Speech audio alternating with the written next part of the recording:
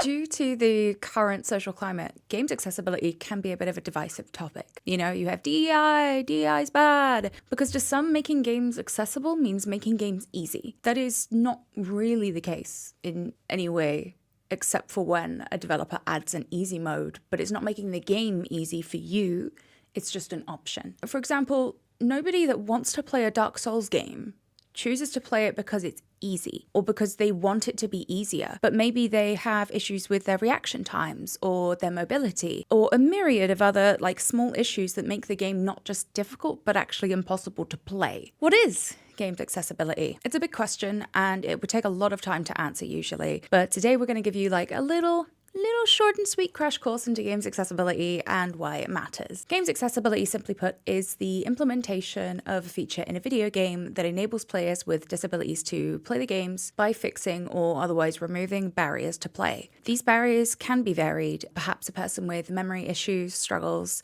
due to lack of quest logs, or a person without sight needs screen reader compatibility and that's not implemented in the game, or a person with physical mobility issues cannot button mash or do quick time event reactions. It's a required and essential part of the intended gameplay experience. Nearly 1/3 of gamers in the UK identify with having a disability, which goes to show that more of us have disabilities than we think. And that 1/3 of gamers deserve to be able to play the games and perhaps find a new favorite game, which is why accessibility is important. Whatever the barriers are, there are developers out there who work really hard to make their games accessible, and we've seen huge progress in the industry over the last decade. There's so much more accessibility now these days. There's more options within games, more specialized software. There are accessible hardwares that have been developed by multiple companies now, and they're all out on the market, and it's incredible to see that progress. And we here at Nothing Without Us are always going to be advocating for games accessibility and for fair treatment of disabled employees in the industry. I hope